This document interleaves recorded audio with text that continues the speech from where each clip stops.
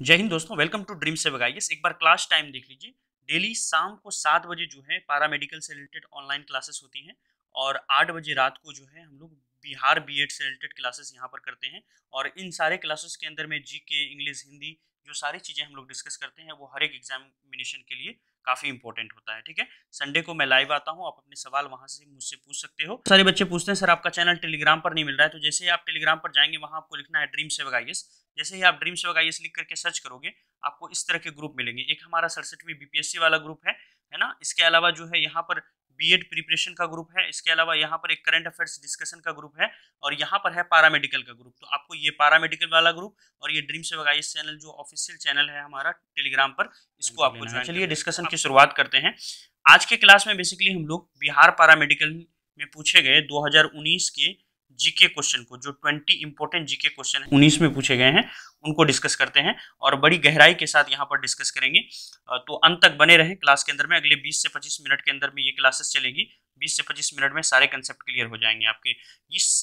मेरा रिक्वेस्ट है आपसे कि इस क्लास के अंदर में सिर्फ आप आंसर पर ना फोकस करें, बल्कि आप क्वेश्चन लेवल को देखें कि क्वेश्चन हमारा किस लेवल का आता है, क्या टफनेस है, ये सारी चीजें देखें। ठीक है, चलिए शुरुआत करते हैं। हमारा पहला क्वेश्चन है, मनसबदारी प्रथा किस शासक द्वारा लागू की गई थी? Option A Babar, B Humayun, C Akbar, D Jahangir. जल्दी बताइए, मनसबदारी प्रथा किस शासक द्वारा लागू की गई थी?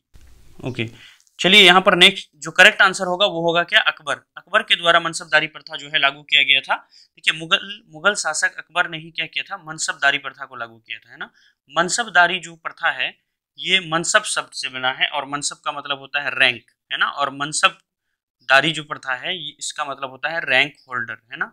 जो रैंक होती है उसको हम लोग मनसब कहते हैं और जिनको ये रैंक दिया जाता है उनको मनसबदार या फिर रैंक होल्डर कहा जाता है। ठीक है, ये जो रैंक है वो अकबर अपने यहाँ पर देते थे। अपने जो प्रतिष्ठित उनके अधिकारी हुए करते थे, सीनियर अधिकारी, उनको रैंक दिया जाता था और उनको वहाँ पर एक फिक्स सैलरी दी जाती थी। ठीक है, नेक्स्ट क्वेश्चन पर चलते हैं। नेक्स्ट क्वेश्चन है, प्रसिद्ध कृति आनंद मठ के रचयिता कौन है? Option A Shri Aurobindo, B Shri Bankim Chandra Chatterjee, C Shri Rabindranath Tagore या फिर डी श्रीमती आरती चौधरी। तो बताना है आपको प्रसिद्ध कृति आनंद मठ के रचयिता कौन है। आनंद मठ के रचयिता कौन है ये आपको बताना है। देखिए यहाँ पर मैं बता रहा हूँ आपको, आनंद मठ के रचयिता जो हैं वो कोई और नहीं बल्कि बंकिम चंद्र चटर्जी हैं। कहीं कहीं पर आपको ये नाम बंकिम चंद्र चट्टोपाध्याय के नाम से मिलेगा, तो आपको घबराना नहीं है, दोनों नाम ही सेम है। और ये आनंद मठ किस भाषा में था? ये बांग्ला भाषा में था, याद रखिएगा। किस लैंग्वेज में था? तो ये बांग्ला लैंग्वेज में था, है ना। इसके अलावा कुछ और चीजें हैं, जान लीजिए। बंकिम चंद्र चट्टोपाध्याय ने 1882 ईस्वी में क्या की थी? इसकी रचना की थी। और भारतीय स्वतंत्रता संग्राम में ये जो आनंद मठ है इसका काफी अहम रोल था। जो स्वतंत्रता सेनानी थे, जो वीर जवान थे, जब उसको ये पढ़ते थे लोग तो उनके मन में जो है नेशनलिज्म यानी राष्ट्रवाद की भावना उजागर होकर के आई थी। नेक्स्ट क्वेश्चन है हमारा कंप्यूटर से। कंप्यूटर सिस्टम में अधिक पूर्ण स्कीमों के अभाव में मदों को संरक्षित करने के लिए निम्नलिखित में से किसका प्रयोग किया जाता है? तो देखिए, इसका आंसर हो जाएगा हमारा पासवर्ड, है ना। पासवर्ड का इस्तेमाल करके कोई भी चीज कंप्यूटर के अंदर में प्रोटेक्ट करके रखी जाती है। तो कंप्यूटर से हर साल 1 से 2 क्वेश्चन पूछे जाते हैं। हमने 2020 में देखा कि कंप्यूटर से 2 क्वेश्चन पूछे गए और 2019 में 1 क्वेश्चन पूछा गया हमारा, है ना। नेक्स्ट क्वेश्चन पर चलते हैं। नेक्स्ट क्वेश्चन है, नॉन बैंकिंग फाइनेंशियल इंस्टीट्यूशन यानी एनबीएफआई में कौन सम्मिलित नहीं है? सवाल को गौर से पढ़िए, पूछा गया है कौन सम्मिलित नहीं है, आपसे नहीं है पूछा गया है ना। तो देखिए यहाँ पर नॉन बैंकिंग फाइनेंशियल इंस्टीट्यूशन किसे कहते हैं, पहले इस चीज को जान लेते हैं फिर हम लोग आंसर की तरफ जाएंगे। देखिए, नॉन बैंकिंग फाइनेंशियल इंस्टीट्यूशन को हिंदी में कहते हैं गैर बैंकिंग वित्तीय संस्था, है ना। ये एक ऐसी संस्था होती है जिसके पास पूर्ण बैंकिंग लाइसेंस, बैंक का जो पूरा लाइसेंस होता है वो इसके पास नहीं होता है, बल्कि जो राष्ट्रीय या अंतर्राष्ट्रीय बैंकिंग एजेंसी होती है उसकी निगरानी में ये काम करती है। ठीक है, एनबीएफआई जो होता है ये नॉन बैंकिंग फाइनेंशियल इंस्टीट्यूशन, ये बैंक से संबंधित वित्तीय सेवाएं जैसे कि निवेश हो गया हमारा, है ना, जोखिम पूलिंग हो गया, इन सारी चीज़ों पर, है ना, बचत वगैरह पर, इन सारी चीज़ों पर ये सुविधा प्रदान करती है। एनबीएफसी का संचालन जो है वो बैंकिंग नियमों के अनुरूप ही किया जाता है। तो जो बैंकिंग नियम होता है उसी के अनुरूप किया जाता है, लेकिन इसके पास बैंक का कोई भी लाइसेंस नहीं होता है। जो बैंकिंग लाइसेंस होती है वो नहीं होती है। तो यहाँ पर देखिए, तो सारे जो इंस्टीट्यूशंस हैं वो हमारे एनबीएफसी हैं। सिर्फ बैंक ऑफ इंडिया हमारा क्या है? ये एक बैंक है ना। बहुत आसान था यहाँ पर पहचानना। जो बैंक होगा वो नॉन बैंकिंग फाइनेंशियल इंस्टीट्यूशन नहीं हो सकता है ना। नेक्स्ट क्वेश्चन पर चलते हैं। लोकसभा स्थगित करने का अधिकार किसे है? ऑप्शन ए में पूछा गया है अध्यक्ष, ऑप्शन बी में पूछा गया प्रधानमंत्री, सी संसदीय कार्य मंत्री, या फिर डी राष्ट्रपति। बताइए लोकसभा स्थगित करने का अधिकार किसे है? तो देखिए लोकसभा को स्थगित करने का अधिकार किसी और के पास नहीं बल्कि राष्ट्रपति के पास है ना। तो लोकसभा को स्थगित करने का अधिकार राष्ट्रपति के पास है। राष्ट्रपति लोकसभा की मीटिंग को बुला भी सकती है ना, और उसको वो स्थगित भी कर सकती है। ठीक है, समझ गए ना, इस चीज को आप याद रखिएगा। नेक्स्ट क्वेश्चन पर चलते हैं। नेक्स्ट क्वेश्चन है निम्नलिखित में से कौन भारत में सामाजिक आर्थिक और धार्मिक सुधार में सक्रियता से नहीं जुड़े हैं थे, है ना। तो भारत में जो सामाजिक आर्थिक और राजनीतिक जो यहाँ पर संघर्ष चल रहा था उसमें कौन डायरेक्टली नहीं जुड़े हुए थे, कौन पूरी तरह से सक्रिय नहीं थे, है ना। तो देखिए राजा राम मोहन राय ये सामाजिक हमारे क्या है व्यक्ति थे। पंडित ईश्वर चंद्र विद्यासागर इन्होंने ये भी सामाजिक सुधारक थे। ज्योतिबा फूले ये भी सामाजिक सुधारक थे। लेकिन यहाँ पर भारतेंदु हरिश्चंद्र जो है ये सामाजिक सुधारक नहीं थे हमारे, क्योंकि भारतेंदु हरिश्चंद्र जो हैं ये आधुनिक हिंदी के क्या कहलाते हैं, आधुनिक हिंदी साहित्य के पिता कहलाते हैं। और इनका मूल नाम जो है हरिश्चंद्र था और इनकी उपाधि जो है भरतेंदु थी। और ये जो हैं हरिश्चंद्र भरतेंदु जो हैं ये हमारे क्या थे, ये साहित्य जगत से जुड़े हुए थे। ठीक है, तो ये हमारा जो है क्या था, डायरेक्टली सामाजिक और आर्थिक इसमें नहीं मिले थे। ठीक है, तो भारतेंदु हरिश्चंद्र जो है वो सामाजिक आर्थिक जो सुधार आंदोलन चल रहा था उसमें डायरेक्टली एक्टिव नहीं थे। नेक्स्ट क्वेश्चन पर चलते हैं। भारत के उपराष्ट्रपति का कार्यकाल कितने वर्षों का होता है? आप यहाँ पर गौर से समझिए, ये सवाल आपसे क्यों पूछा गया है। देखिए राष्ट्रपति उपराष्ट्रपति जो होता है वो राज्यसभा का अध्यक्ष होता है। क्या होता है? राज्यसभा का पदेन अध्यक्ष होता है ना। कोई भी उपराष्ट्रपति आएगा वो ऑटोमेटिक राज्यसभा का अध्यक्ष हो जाएगा। ठीक है, राज्यसभा के जो सदस्य होते हैं, राज्यसभा के सदस्यों की संख्या कितनी होती है? राज्यसभा के सदस्य जो हैं उसका कार्यकाल कितना होता है? उनका कार्यकाल होता है 6 वर्षों का। ठीक है, इस चीज को याद रखिएगा। इसीलिए यहाँ पर आपको कंफ्यूज करने के लिए आप सोच रहे होंगे चूंकि राज्यसभा से रिलेटेड है तो इसलिए भी इनका कार्यकाल 6 वर्षों का होगा, लेकिन ऐसा नहीं है। उपराष्ट्रपति का भी कार्यकाल कितने वर्षों का होता है? 5 वर्षों का होता है। उपराष्ट्रपति से रिलेटेड कुछ और जो आर्टिकल है इंपॉर्टेंट उसको आप जान लीजिए। देखिए एक आर्टिकल है आर्टिकल 63 अनुच्छेद 63 के अंदर में उपराष्ट्रपति के पद के बारे में लिखा हुआ है ना, कि उपराष्ट्रपति का देश के अंदर में एक पद होगा। उसी तरह से आर्टिकल 64 को आप देखिए, आर्टिकल 64 के अनुसार ये लिखा हुआ है कि उपराष्ट्रपति जो होगा वो राज्यसभा का पदेन अध्यक्ष होगा, है ना। वहीं पर अगर हम आर्टिकल 67 देखें तो आर्टिकल 67 में उपराष्ट्रपति के कार्यकाल के बारे में लिखा हुआ है कि उपराष्ट्रपति का कार्यकाल जो है वो कितने वर्षों का होगा? 5 वर्षों का होगा। नेक्स्ट क्वेश्चन पर चलते हैं। नेक्स्ट क्वेश्चन है हमारा स्वतंत्रता के बाद, है ना, रियासतों का भारत में एकीकरण करने के लिए कौन जिम्मेवार थे? तो बताइए जब भारत स्वतंत्र हुआ था तो उस समय 547 से भी ज्यादा राजा राजवाड़े थे। उन सबको मिलाया किसने, किसने भारत में उनको जोड़ा? ये श्रेय किसको जाता है? तो आंसर क्या होगा? सरदार वल्लभ भाई पटेल, क्योंकि ये काम सरदार वल्लभ भाई पटेल को ही दिया गया था, है ना। नेक्स्ट क्वेश्चन पर चलते हैं। नेक्स्ट क्वेश्चन है ओलंपिक खेलों में एकल वर्ग में स्वर्ण पदक जीतने वाले पहले भारतीय कौन हैं? ऑप्शन ए है अभिनव बिंद्रा, बी सुशील कुमार, सी आरवी एस राठौर, या फिर डी लिएंडर पेस। जल्दी से बताइए, जब ओलंपिक की खेल हुई थी उसमें पहली बार एकल वर्ष में स्वर्ण पदक जीतने वाले भारत के वो फर्स्ट यानी पहले खिलाड़ी कौन थे, है ना। तो देखिए ये 2019 के पूछे हुए क्वेश्चन को हम लोग यहाँ पर डिस्कस कर रहे हैं बिहार पैरामेडिकल के अंदर में। तो देखिए इसका आंसर क्या हो जाएगा? इसका आंसर हो जाएगा हमारा अभिनव बिंद्रा, है ना। क्या आंसर होगा? अभिनव बिंद्रा। अभिनव बिंद्रा जो है 2008 में, आपको याद होगा, नहीं जानते होंगे तो नोट डाउन कर लीजिए, ये बीजिंग के अंदर में ओलंपिक हो रही थी, है ना। तो बीजिंग कहाँ है भैया? बीजिंग है चीन के अंदर में। तो बीजिंग चीन के अंदर में वहां पर क्या हो रही थी ओलंपिक। और उसी ओलंपिक में ये क्या हुए थे? स्वर्ण पदक जीते थे।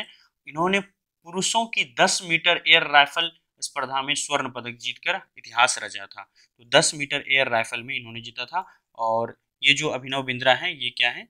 ये हमारे एक निशानेबाज हैं भारत के। नेक्स्ट क्वेश्चन पर चलते हैं। नेक्स्ट क्वेश्चन पर जाने से पहले मैं आप लोगों से कहना चाहूँगा, आप लोगों में से जो भी नए हैं और पहली बार इस चैनल पर आप आए हैं इस वीडियो को देखने के लिए, प्लीज़ आप सब्सक्राइब कर लें। ये जो रेड कलर का सब्सक्राइब का बटन होगा इसको आप क्या कर लें? सब्सक्राइब कर लें। ठीक है, अगर आप यहाँ पर सब्सक्राइब कर लेते हैं तो आगे जितनी सारी पैरामेडिकल से रिलेटेड क्लासेस होने वाली है, जो भी अपडेट होगी इन फ्यूचर, वो सब कुछ ऑटोमेटिक आपको नोटिफिकेशन चला जाएगा, ठीक है। और टेलीग्राम का जो चैनल है हमारा, है ना, बिहार पैरामेडिकल का, उसको भी ज्वाइन कर लें। ज्वाइन करने के लिए आपको टेलीग्राम पर लिखना है करेक्ट स्पेलिंग के साथ ड्रीम सेवक IS, बस इतना करके ज्वाइन कर लें आप सर्च करके टेलीग्राम पर, और वहां पर हमसे डायरेक्ट आप क्वेश्चन पूछ सकते हैं, ठीक है। नेक्स्ट क्वेश्चन है, वातावरण की सबसे गर्म परत किसे कही जाती है? तो देखिए, वातावरण की सबसे गर्म परत जो है वो थर्मोस्फेयर को कही जाती है। आपने पढ़ा होगा ना, अगर इंग्लिश में ही बताऊं मैं, ट्रोपोस्फियर, है ना, टोटल 5 लेयर होती है ना, तो हम लोग इस तरह से मैप बना के पढ़ते हैं, ठीक है। तो इस तरह से टोटल 5 लेयर होती है, जिसमें पहली लेयर होती है भैया ट्रोपोस्फियर। क्या होता है? ट्रोपोस्फियर, ठीक है। फिर क्या होता है? स्ट्रेटोस्फियर। स्ट्रेटोस्फियर, स्ट्रेटोस्फियर के अगर ऊपर जाएंगे तो क्या मिलेगा हमको? मेजोस्फियर। क्या मिलता है? मेजोस्फियर। और ये मेजोस्फियर के और ऊपर जाएंगे तो मिलेगा थर्मोस्फियर, है ना, थर्मोस्फियर। और इससे भी ऊपर जाएंगे तो हमको मिलेगा एक्सोस्फियर, यानी वो बाहर की दुनिया हो गई। तो सबसे निचला वाला जो सतह है हमारे इन्वायरमेंट का, वातावरण का, वो क्या है? ट्रोपोस्फियर है। और उससे ऊपर वाला स्ट्रेटोस्फियर, फिर उससे ऊपर मेजोस्फियर, उससे ऊपर थर्मोस्फियर, और सबसे ऊपर एक्सोस्फियर। ये देखिए, एक्सोस्फियर तो ऐसे ही कह दिया गया है, सबसे जो बाहरी परत है वो है थर्मोस्फियर। इस बाहरी परत के अंदर में दो चीजों की बहुलता बहुत ज्यादा होती है, एक होती है नाइट्रोजन और दूसरी होती है ऑक्सीजन की कण। तो ये दोनों की बहुलता बहुत अधिक की होने के कारण जब सूरज की किरणें, है ना, ये मान लीजिए हमारा एक्सोस्फियर है, जब सूरज की किरणें डायरेक्ट यहाँ तक पड़ती है तो ये क्या करते हैं? सूरज की किरणों को बहुत ज़्यादा अवशोषित कर लेते हैं, जिसके कारण यहाँ का तापमान जो है वो काफ़ी बढ़ जाता है। और तापमान इतना बढ़ता है कि लगभग आप मान लीजिए 1200 केल्विन तक जो है तापमान यहाँ का बढ़ जाता है, ठीक है। तो इस तरह से हमारा आंसर हो जाएगा थर्मोस्फेयर। नेक्स्ट क्वेश्चन पर चलते हैं, टिहरी बांध किस नदी पर बना हुआ है? काफी इंपॉर्टेंट क्वेश्चन है। तो देखिए, टिहरी बांध किस नदी पर बना हुआ है? टिहरी बांध जो है ये भागीरथी नदी पर बना हुआ है। किस नदी पर है? भागीरथी नदी पर है। अब सवाल ये उठता है कि टिहरी बांध से सवाल क्यों पूछा? क्या भारत के सभी बांधों को हमको याद रखना पड़ेगा? तो जी नहीं, सभी बांधों को नहीं याद रखना पड़ेगा। टिहरी बांध को पूछने का एकमात्र यहाँ पर मकसद ये है क्योंकि टिहरी बांध जो है, इसके बारे में थोड़ी चीजें हम जान लेते हैं। टिहरी बांध जो है ये कहाँ पर है, ये पहले हम जान लेते हैं। ये उत्तराखंड के अंदर में है, ठीक है। तो आप नोट डाउन कर लीजिएगा, उत्तराखंड के गढ़वाल क्षेत्र के अंदर में टिहरी बांध है। और भागीरथी और भीलगंगा दोनों नदी जहाँ पर मिलते हैं तो वहीं पर जो है ये क्या हुई है, ये टिहरी बांध का निर्माण किया गया है। क्यों पूछा गया? क्योंकि ये जो टिहरी बांध है ये एशिया का सबसे बड़ा बांध है, एशिया का सबसे बड़ा बांध है, इसीलिए ये सवाल पूछा गया। और पूरे विश्व का 5वां सर्वाधिक ऊंचा बांध है। और ये बांध जहाँ पर स्थित है वहाँ की, जिसकी ऊंचाई जो है, अनुमानित ऊंचाई कितनी है? 260.5 मीटर है। बांध की ऊंचाई जो है 260 मीटर है। लगभग आप मान लो कि 1 किलोमीटर का 1/4, है ना। और इसकी स्वीकृति कब की गई थी? 1972 के अंदर में की गई थी, ठीक है। तो याद रखिएगा, टिहरी बांध कहाँ पर है? टिहरी बांध जो है उत्तराखंड के अंदर में है। क्यों पूछा गया? क्योंकि ये एशिया की सबसे बड़ी बांध है, ठीक है। नेक्स्ट क्वेश्चन पर चलते हैं। नेक्स्ट क्वेश्चन है हमारा, राज्यपाल के विवेकाधिकार कहाँ पर सीमित है? ऑप्शन ए, मुख्यमंत्री की नियुक्ति, बी, मंत्रालय की बर्खास्तगी, सी, विधानसभा को भंग करने का, या फिर डी, विधेयकों को स्वीकृति करने का। तो जल्दी से बताइए, राज्यपाल के विवेकाधिकार कहाँ पर सीमित हैं? ठीक है। तो देखिए, राज्यपाल, विवेकाधिकार का मतलब आप पहले समझ लीजिए। विवेकाधिकार का मतलब होता है कि जैसे राष्ट्रपति और राज्यपाल जो होते हैं ये अपनी मर्जी से बहुत सारे डिसीजन नहीं ले पाते हैं, ठीक है। इनको बार बार सलाह लेना पड़ता है मंत्रिमंडल का, तो मंत्रिमंडल के सलाह पर काम करते हैं। तो कुछ ऐसे टॉपिक्स हैं संविधान में जहां पर वो अपने विवेक से, अपनी मर्जी से फैसले ले सकते हैं। वही चीजें आपसे पूछी जा रही है कि राज्यपाल के विवेकाधिकार कहाँ पर सीमित हैं, यानी कहाँ पर वो अपनी विवेकाधिकार का इस्तेमाल नहीं कर सकते हैं। तो देखिए, यहाँ पर राज्यपाल की अगर हम लोग बात कर लेते हैं थोड़ी सी, तो पूरे स्टेट का जो कार्यपालिका शक्ति होती है, एग्जीक्यूटिव पावर होता है, वो किसके पास होता है? वो हमारे राज्यपाल के पास होता है। अगर आप संविधान के आर्टिकल 154 यानी अनुच्छेद 154(1) को देखोगे तो वहां पर ये लिखा हुआ है साफ साफ कि राज्य की पूरी कार्यपालिका शक्ति जो है वो राज्यपाल में निहित होगी, समाहित होगी, है ना, उसको दिया गया है। अब देखिए यहाँ पर, तो यहाँ पर आंसर हमारा हो जाएगा डी, विधेयकों को स्वीकृति देना। विधेयकों को स्वीकृति देना जो है वो विवेकाधिकार के अंदर में नहीं आता है। क्वेश्चन पर चलते हैं। नेक्स्ट क्वेश्चन है हमारा, देश का प्रथम विधि अधिकारी कौन है? तो आंसर क्या हो जाएगा बी, महान्यायवादी। महान्यायवादी को इंग्लिश में कहते हैं अटॉर्नी जनरल। अटॉर्नी जनरल जो होता है वो देश का प्रथम विधि अधिकारी, कानून का अधिकारी होता है, और ये सेंट्रल गवर्नमेंट का होता है। अगर आप स्टेट लेवल पर जाओगे तो वहाँ पर होता है क्या, वहाँ पर होता है हमारा डायरेक्टर जनरल, है ना, ऑफ इंडिया, ठीक है, डीजीआई होता है। ये हमारा अटॉर्नी जनरल हो गया, ठीक है, ये होता है हमारा सेंट्रल लेवल पर। और ये अटॉर्नी जनरल को इतना पावर होता है कि ये लोकसभा, राज्यसभा दोनों जगह में कहीं पर भी इसके सदन के अंदर में जाके पार्टिसिपेट कर सकता है, लेकिन ये वोट नहीं डाल सकता है, मीटिंग में जा सकता है। इसके अलावा जो है अटॉर्नी जनरल जो है वो किसी भी, है ना, हाई कोर्ट के अंदर में वो जाकर के अपनी जो बात है वो वहां पर रख सकता है, ठीक है। नेक्स्ट क्वेश्चन पर चलते हैं। भारत के किस राज्य में सबसे लंबी तटीय रेखा है? तो सबसे लंबी तटीय रेखा जो है वो गुजरात के अंदर में है, इस चीज को आप याद रखिएगा। कुछ और चीजें हैं जान लीजिए, जैसे गुजरात की जो सीमा है, गुजरात को आपने देखा है, गुजरात का मैप, इस साइड में आपका गुजरात हो गया, तो इधर क्या है, इधर है हमारा अरेबियन सी, जिसको हिंदी में हम लोग बोलते हैं अरब सागर, है ना। तो ये अरब सागर में इसका जो तटीय जो हमारी सीमा है ये काफी लंबी है, और लगभग ये सीमा कितनी है, 1214.7 किलोमीटर की ये सीमा है। और ये सीमा जो है इसके हिसाब से भारत की जितनी सीमा है उसके हिसाब से ये सीमा जो है लगभग 23% बनती है। तो अकेले जितना भारत का तटीय सीमा है उसमें गुजरात का हिस्सा कितना है, 23% है। और गुजरात के अंदर में टोटल 41 बंदरगाह जो है यहाँ से यहाँ तक है। एक फेमस बंदरगाह है जिसका नाम है कांडला पोर्ट, आपने नाम सुना होगा कांडला पोर्ट। ये कांडला पोर्ट या कांडला बंदरगाह भी कहाँ पर है, गुजरात तट पर ही है। नेक्स्ट क्वेश्चन पर चलते हैं। कर्नाटक स्थित जोग प्रपात किस नदी पर स्थित है? तो देखिए कर्नाटक स्थित जोग प्रपात जो है ये किस नदी पर है, ये हमारा किस नदी पर है बताइए, ये नदी ये जो है हमारा शरावती नदी पर है ना, इस चीज को याद रखिएगा। इसके अलावा देख लीजिए ये शरावती नदी पर है, और ये जलप्रपात जो है मेघालय राज्य के स्थित नोहकलिकाई जो जलप्रपात है उस जलप्रपात के बाद दूसरा सबसे ऊंचा जलप्रपात है। तो सबसे पहला ऊंचा जलप्रपात हमारे देश के अंदर में कौन सा है, नोहकलिकाई जलप्रपात, ये मेघालय के अंदर में है। और दूसरे नंबर पर आती है हमारी शरावती नदी की जलप्रपात जिसका नाम है जोग जलप्रपात या फिर जॉग फॉल जिसको कहा जाता है ना। अब देखिए जॉग जलप्रपात जो है इसको जोरासप्पा भी कहा जाता है, और ये जो जलप्रपात है ये मेनली कहाँ पर डिपेंडेंट है हम लोगों ने जाना, ये कर्नाटक राज्य के अंदर में है। नेक्स्ट आगे चलते हैं हम लोग। नेक्स्ट क्वेश्चन है हमारा, वर्ल्ड इकोनॉमिक आउटलुक रिपोर्ट किसके द्वारा प्रकाशित की जाती है? तो बताइए क्या आंसर होगा, वर्ल्ड इकोनॉमिक आउटलुक रिपोर्ट किसके द्वारा प्रकाशित की जाती है? ये रिपोर्ट जो है वो IMF यानी अंतर्राष्ट्रीय मुद्रा कोष के द्वारा की जाती है। IMF इंटरनेशनल मॉनेटरी फंड, याद होगा आपको कल 2020 के क्वेश्चन में जो कल हम लोगों ने डिस्कस किया था, अगर नहीं देखा है तो डिस्क्रिप्शन में लिंक दे दूंगा, वहां से देख लीजिएगा। तो 2020 में भी IMF से सवाल है, 2019 में भी है। तो इस तरह के जितने सारे संगठन हो गए उन संगठन के नाम और वो कौन सी रिपोर्ट जारी करता है ये काफ़ी इंपॉर्टेंट हो जाता है हमारे लिए। अगर आपके पास बुक है तो वहाँ से पढ़ें, अन्यथा जो है नेक्स्ट वीक में ये टॉपिक को हम लोग यहाँ पर कवर करेंगे, ठीक है। तो देखिए बिहार पैरामेडिकल की पूरी तैयारी इसी चैनल पर कराने वाले हैं हम लोग। तो आप अगर नए हैं और बिहार पैरामेडिकल की तैयारी इस साल या इसके अगले साल करनी है तो आप अभी से ही चैनल को सब्सक्राइब कर लें। और जितने सारे वीडियोस क्लासेस चल रही हैं, डेली शाम को क्लासेस चलेंगी 7 बजे से लेकर के 9 बजे तक, जिसमें 7 से 8 जो है हमारी क्लासेस चलेंगी बिहार पैरामेडिकल की। उसके बाद 8 बजे से जो क्लासेस हैं वो बीएड की चलेंगी, ठीक है। इसके अलावा 67वीं बीपीएससी की वैकेंसी आने वाली, तो उस बीपीएससी की वैकेंसी को जैसे ही आएगी या उससे पहले ही हम लोग क्या करेंगे, पूरी तरह से क्लासेस स्टार्ट करेंगे बीपीएससी की। संयुक्त राष्ट्र सुरक्षा काउंसिल के अस्थायी सदस्यों की संख्या कितनी है? तो देखिए संयुक्त राष्ट्र जो है, संयुक्त राष्ट्र सुरक्षा काउंसिल जिसको इंग्लिश में बोलते हैं UNSC, United nation security council, total जो यूनाइटेड नेशन है, यूनाइटेड नेशन की टोटल जो है वो 6 हमारे इस तरह के ग्रुप हैं, जिसमें से एक ग्रुप है हमारा संयुक्त राष्ट्र सुरक्षा परिषद। इस संयुक्त राष्ट्र सुरक्षा परिषद में टोटल जो मेंबर हैं वो 15 हैं, जिसमें 5 अस्थायी हैं और 10 क्या हैं, 10 हमारे अस्थायी सदस्य हैं। 5 अस्थायी सदस्यों के पास एक स्पेशल पावर होता है जिसको वीटो पावर कहा जाता है। ये 5 अस्थायी सदस्य कौन कौन है इसके बारे में जान लीजिए, जिसमें पहला सदस्य हमारा हो गया USA या फिर जिसको हम लोग बोलेंगे अमेरिका, ठीक है। दूसरा अस्थायी सदस्य हो गया हमारा रूस, है ना। तीसरा अस्थायी सदस्य हो गया हमारा क्या, चीन, है ना।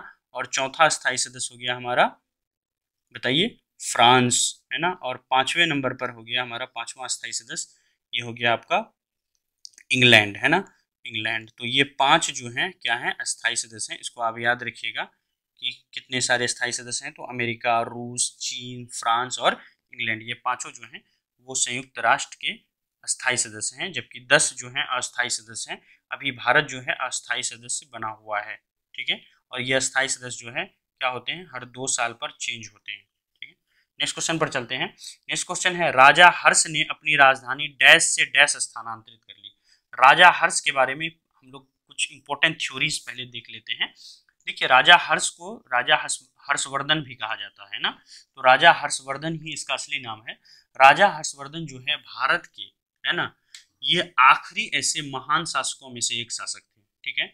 और राजा हर्षवर्धन का जो काल था वो 590 से लेकर के 647 ईस्वी तक राजा हर्षवर्धन थे। और ये जो है अंतिम बौद्ध शासक थे, ये भी आप याद रखिएगा, उत्तर भारत के अंतिम बौद्ध शासक थे। और कौन अंतिम बौद्ध शासक थे? ऐसे अंतिम बौद्ध शासक थे जो पंजाब छोड़ करके समस्त उत्तरी भारत पर इनका पूरा रूल चल रहा था, है ना। अब हर्षवर्धन से रिलेटेड कुछ थ्योरी देख लीजिए कि हर्षवर्धन ये क्वेश्चन क्यों, वो कहाँ से कहाँ लेके गए। इसका आंसर हो जाएगा थानसेर से कन्नौज, है ना। तो हर्षवर्धन ने अपनी राजधानी थानसेर से कन्नौज लेके गए। क्यों लेके गए इसको आप समझिए। देखिए, हर्षवर्धन की अगर बात करें तो हर्षवर्धन जब थानेश्वर का रूलर बना था वो, है ना, तो बहुत उस समय परिस्थितियां ठीक नहीं थी हर्षवर्धन के लिए, ठीक है। और दूसरी तरफ हर्षवर्धन के साथ क्या सिचुएशन हो रही थी, उसकी बहन की जो शादी हुई थी वो हमारा ग्रहम वर्मा के कन्नौज का शासक था उनके साथ हुई थी। और कन्नौज के शासक जो थे ग्रहम वर्मा, इनकी जो है हत्या कर दी गई। फिर इसकी बहन जो है वो लापता हो गई। तो हर्षवर्धन अपनी बहन को बड़ी मुश्किल से ढूंढ करके खोज करके लाए और उसके बाद जो है उनकी रक्षा करने के लिए वहाँ के जितने सारे जो गणमान्य लोग थे उनसे इजाजत लेकर के वो खुद कन्नौज के शासक बन गए और अपनी बहन की रक्षा करने के लिए वो कन्नौज में ही रह गए। तो पहले थानेश्वर में थे, फिर कन्नौज में रह गए। तो जब कन्नौज में वो रहने लगे, रूल करने लगे, तो राजा हर्षवर्धन ने अपनी राजधानी को थानेश्वर से कन्नौज ट्रांसफर कर ली। नेक्स्ट क्वेश्चन पर आते हैं। नेक्स्ट क्वेश्चन है, किस प्रकार का विदेशी प्रत्यक्ष निवेश असुरक्षित माना जाता है? तो देखिए, जो पोर्टफोलियो निवेश होता है वो असुरक्षित माना जाता है, क्योंकि पोर्टफोलियो निवेश में जो निवेशक होता है ना, देखिए निवेश दो तरह के होते हैं, ठीक है। ऐसे तो बहुत तरह के होते हैं, यहाँ पर दो इंपॉर्टेंट चीजों को मैं बताता हूँ। एक होता है हमारा एफडीआई निवेश और दूसरा होता है हमारा पोर्टफोलियो निवेश, है ना। तो पोर्टफोलियो निवेश और एफडीआई निवेश में क्या अंतर होता है? एफडीआई निवेश जो होता है, फॉरेन डायरेक्ट इन्वेस्टमेंट, ये परमानेंट निवेश होता है। जब किसी कंपनी, मान लीजिए अमेरिका की एक कंपनी है और हमारे देश में आकर के उन्होंने अपनी फैक्ट्री लगाई है, तो वो वहां से इन्वेस्ट जो करता है वो परमानेंट इन्वेस्ट रहता है, ठीक है। इसको बोलते हैं फॉरेन डायरेक्ट इन्वेस्टमेंट। अब देखिए, दूसरा है पोर्टफोलियो निवेश। पोर्टफोलियो निवेश में क्या होता है, जो दूसरे देश के बिलियनर्स होते हैं या लोग होते हैं, जो बिजनेसमैन होते हैं, वो हमारे देश के कुछ एसेट्स को, सिक्योरिटी को खरीद लेते हैं, ठीक है। और बेसिकली ये एक शेयर मार्केट के जैसा होता है पोर्टफोलियो मार्केट। इसमें काफ़ी ज़्यादा रिस्क होता है ना, और प्रॉफिट भी काफ़ी ज़्यादा होता है। बहुत रिस्क होता है तो बहुत प्रॉफिट भी होता है, जिसके कारण क्या होता है कि जब यहाँ पर सिक्योरिटी को खरीदते हैं तो जब शेयर मार्केट में उसकी दाम बढ़ जाती है तो उनको प्रॉफिट मिल जाता है, और जब दाम घट जाती है तो वो वहाँ पर लॉस में चले जाते हैं। तो किस प्रकार का विदेशी प्रत्यक्ष निवेश असुरक्षित माना जाता है? तो पोर्टफोलियो निवेश को असुरक्षित माना जाता है, क्योंकि यहाँ पर जो है सिक्योरिटी बिल्कुल नहीं होती है। या तो फायदे में जाएंगे बहुत फायदा, नहीं तो बहुत नुकसान होगी, ठीक है। नेक्स्ट क्वेश्चन पर चलते हैं। नेक्स्ट क्वेश्चन है हमारा, भारत का सबसे बड़ा सौर शक्ति संयंत्र कहाँ पर स्थापित किया गया है? तो देखिए, भारत का सबसे बड़ा सौर शक्ति संयंत्र जो है कामोती के अंदर में स्थापित किया गया है। ये कामोती कहाँ पर है? ये तमिलनाडु में है। और ये जो सौर शक्ति संयंत्र है, इसकी कैपेसिटी है कितनी? 648 मेगावाट, है ना। और ये लगभग कितने रुपए खर्च करके? 4,550 रुपए खर्च करके, 4,550 करोड़ रुपया खर्च करके इसको बनाया गया है। और ये अडानी को दिया गया था और अडानी ग्रुप के द्वारा ये तैयार किया गया है, ठीक है। और 3,000 मेगावाट की जो सौर ऊर्जा है उसका उत्पादन जो है यहाँ पर रखा गया है कि इसकी कैपेसिटी को बढ़ा करके 3,000 मेगावाट हमें करनी है, ठीक है। तो इस तरह से हम लोगों ने 2019 के सारे क्वेश्चन, जो 20 इंपॉर्टेंट जीके के क्वेश्चन थे, आज के क्लास में हम लोगों ने सॉल्व किया। ड्रीम सेवक आईएएस चैनल को आप क्या करो, फेसबुक पर और इंस्टा पर, तो जरूर इंस्टा पर जाकर के जरूर फॉलो करें। कोई भी क्वेश्चन होगा उसकी 5 से 10 मिनट के अंदर आपको रिप्लाई इंस्टाग्राम पर, वहाँ पर इंस्टेंट रिप्लाई मिलती है आपको। और इस क्लास की अगर पीडीएफ चाहिए तो आप टेलीग्राम पर जाकर के ड्रीम सेवक आईएएस चैनल को ज्वाइन कर लें। कल के क्लास में हम लोग जो है 7 PM को शाम में, है ना, हम लोग फिर से पैरामेडिकल की क्लास चलेगी और ये डेली क्लासेस चलेगी पैरामेडिकल की। तो आप लोग जितने हो सब ग्रुप में जल्दी से जुड़ जाओ और सब तक ये बात फैला दो कि पैरामेडिकल की तैयारी ड्रीम से होगा इस चैनल पर हो रही है, ताकि सभी लोग जो है फ्री क्लासेस को यहाँ पर अवेल कर पाएँ। Thank you so much, have a nice day. Lecture कैसा लगा जरूर कमेंट में बताएं।